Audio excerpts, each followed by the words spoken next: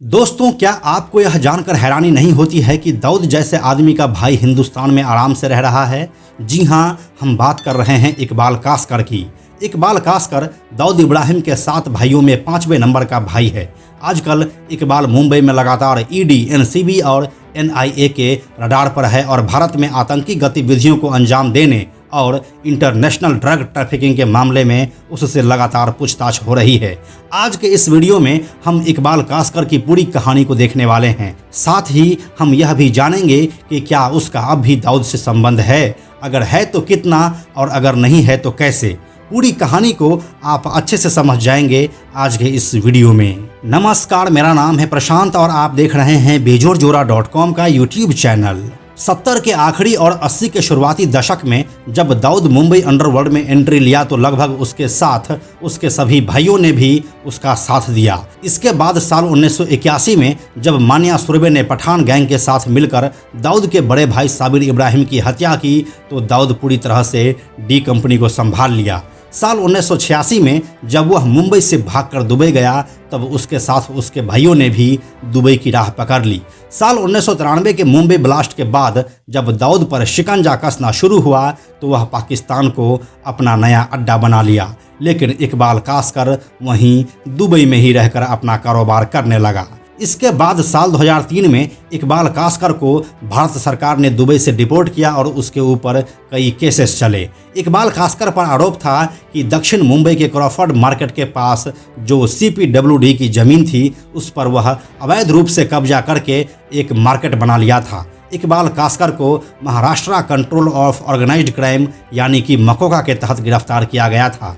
इस केस के चलते इकबाल कास्कर को जेल की हवा खानी पड़ी। संगठित अपराध के खिलाफ मकोका कानून के तहत वह साल 2007 तक मुंबई के ऑर्थर रोड जेल में बंद रहा। जेल से रिहा होने के बाद वह नागपाड़ा के उसी घर में रहने लगा जिसे दाऊद का पुश्तैनी घर कहा जाता है और दाऊद दुबई भागने से पहले इसी घर से अपने काले कारोबार को अंजाम दे रहा था। जब इकबाल मुंबई में रहने लगा तो एक बार फिर से गैंग वॉर का खतरा बढ़ गया, क्योंकि इस समय तक छोटा राजन और उसके गैंग के लोग ठंडे नहीं पड़े थे।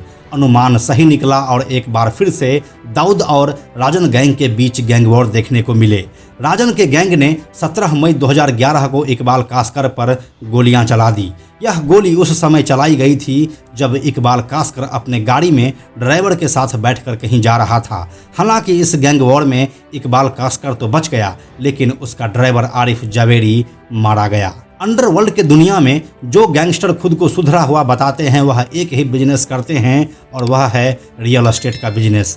इकबाल भी मुंबई में रहकर रियल एस्टेट के बिजनेस से जुड़ गया। वह नए बिल्डिंग्स बनाने और पुराने को रेनोवेट करवाने का काम करने लगा। लोगों की नज़र में वह एक शरीफ इंसान बन चुका था और वह एक आम आदमी की जिंदगी भी जीने लगा। लेकिन इस बीच वह कथित रूप से एक्सटॉर्शन का काम भी कर रहा था। इसी सिलसिले में उसके ऊपर जबरन उगाही की एक शिकायत दर्ज की गई। यह शिकायत मुंबई नहीं बल्कि ठाणे के एंटी एक्सटॉर्शन सेल में दर्ज करवाई गई थी। कास्कर पर आरोप था कि 3 साल के दौरान उसने ठाणे इलाके के ज्वेलर्स और बिल्डर्स से लगभग 100 करोड़ रुपए की उगाही की है। यह पैसा उसने पाकिस्तान में बैठे दाऊद इब्राहिम तक पहुंचाया।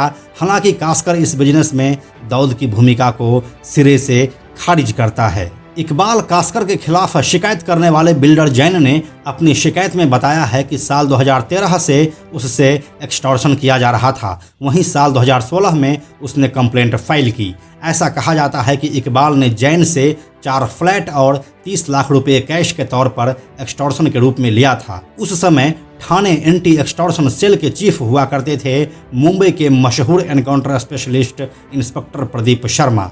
19 सितंबर साल 2017 को इसी मामले में उसे नागपाड़ा के उस घर से गिरफ्तार किया गया जो इकबाल की बहन हसीना पारकर का बताया जाता है। जब इकबाल कास्कर के घर पर छापा मारा गया उस समय वह बिरयानी खा रहा था और लोकप्रिय टीवी शो कौन बनेगा करोड़पति देख रहा था। पुलिस अधिकारियों को देखकर इकबाल कास्कर ने सवाल किया, मैंने क्या किया है? इसके बाद पुलिस की टीम ने उसे पहले बिरयानी खत्म करने दी और फिर उसे हिरासत में ले लिया। उस वक्त रात के करीब 9:15 बज रहे थे जब पुलिस की क्विक एक्शन टीम यानी कि QRT ने सेंट्रल मुंबई के नागपाड़ा में जुबैर रोड पर स्थित हसीना पार्कर के आवास पर छापा मारा और फिर उसे और 3 अन्य लोगों को हिरासत में लिया। कास्कर को निजी वाहन में ले जाया गया। किसी को मामला समझ में आए उससे पहले ही वाहन इलाके से बाहर निकल चुकी थी। थाने तक के 30 से 35 किलोमीटर के सफर के दौरान इकबाल कास्कर को पता चला कि उसे आखिर क्यों गिरफ्तार किया गया है। पुलिस कमिश्नर के अनुसार इकबाल के अलावा जिन 3 और लोगों को इस मामले में हिरासत में लिया गया था उनका नाम है इकबाल इस्माइल पार्कर जो हसीना पार्कर का देवर है, मोहम्मद हुसैन ख्वाजा शेख और फर्नांडो। थाने पुलिस ने सभी के खिलाफ IPC की धारा 384, 386, 387 और 34 के तहत मामला दर्ज किया था। इस टीम को लीड कर रहे इंस्पेक्टर प्रदीप शर्मा की पूरी कहानी को हमने सुना दिया है, जिसे आप ऊपर के आई बटन पर क्लिक करके देख सकते हैं। इस बार भी इकबाल की गिरफ्तारी मकोका के तहत ही हुई थी। इकबाल पर फिर से एक्सटॉर्शन के मामले में केस चला और उसे थाने के जेल में भेज दिया गया। कुछ ही दिनों के बाद नारकोटिक्स कंट्रोल ब्यूरो यानी कि NCB के हाथ इकबाल के खिलाफ कुछ सबूत मिले और उसने थाने पुलिस से उसकी रिमांड हासिल कर ली।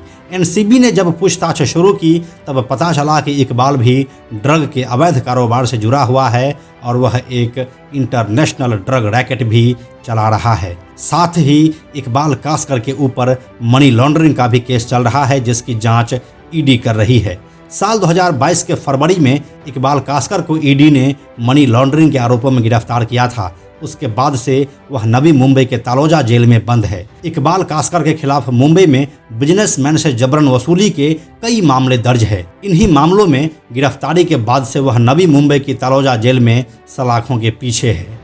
ED का आरोप है कि कास्कर दाऊद के नेतृत्व वाले गैंग का एक प्रमुख मेंबर है। वह धमकी, जबरन वसूली जैसे गैर कानूनी गतिविधियों में भी शामिल रहा है। दाऊद इब्राहिम भले ही कुछ सालों से भारत में किसी से संपर्क करने से कतरा रहा हो, लेकिन उसके भाई अनीस इब्राहिम कास्कर इकबाल कास्कर के संपर्क में है। अनीस वही शख्स है जो दाऊद को बिजनेस चलाने में सबसे ज़्यादा हेल्प करता है। इकबाल कास्कर ने 5 साल पहले गिरफ्तारी के बाद पूछताछ में बताया था कि दाऊद फिलहाल कराची में रह रहा है। उसके पाकिस्तान में 4 और ठिकाने हैं। दाऊद से संपर्क होने के बारे में पूछे जाने पर इकबाल ने बताया था कि बड़े भाई अनीस ने उसे कई बार इंटरनेशनल नंबरों से संपर्क किया है। हालांकि दाऊद ने कई साल से भारत में अपने एजेंट्स या रिश्तेदारों से संपर्क नहीं किया है। उसे डर है कि कहीं उसका फ़ोन टैप न हो जाए।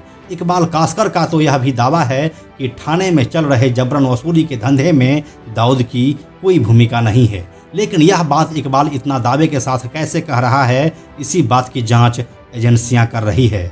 आपको बताते चलें कि इसी साल के अगस्त महीने में सीने में दर्द की शिकायत के बाद इकबाल कास्कर को मुंबई के सरकारी JJ अस्पताल में भर्ती कराया गया था। JJ हॉस्पिटल के हृदय रोग विभाग में इकबाल का इलाज चल रहा था। मुंबई अंडरवर्ल्ड के इतिहास में JJ हॉस्पिटल का भी एक अलग चैप्टर है जिसकी कहानी हम आपको सुना चुके हैं। उस कहानी को आप ऊपर के आई बटन पर क्लिक करके देख सकते हैं।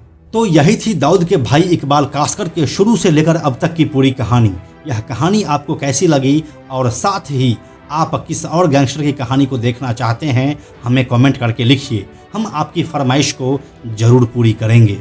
अंत में एक और ज़रूरी बात, हमने बेजोड़ जोड़ा का एक टेलीग्राम चैनल भी बनाया है जहां आपको हमारे सारे वीडियोस के लिंक सबसे पहले मिल जाएंगे। इसलिए आप लोग टेलीग्राम पर भी हमसे जुड़ें। टेलीग्राम पर हमसे जुड़ने के लिए सिंपली आप टेलीग्राम ऐप के सर्च में जाकर बेजोड़ जोड़ा लिखिए और चैनल पर जाकर ज्वाइन बटन क्लिक कर दीजिए। आप हमसे जुड़ जाएंगे। यह वीडियो अगर आपको पसंद आया तो इसे लाइक और शेयर जरूर करें। आने वाले वीडियोज़ के लिए बेजोड़ जोड़ा को सब्सक्राइब करके बेल आइकन को टच करना ना भूलें। Thank you so much.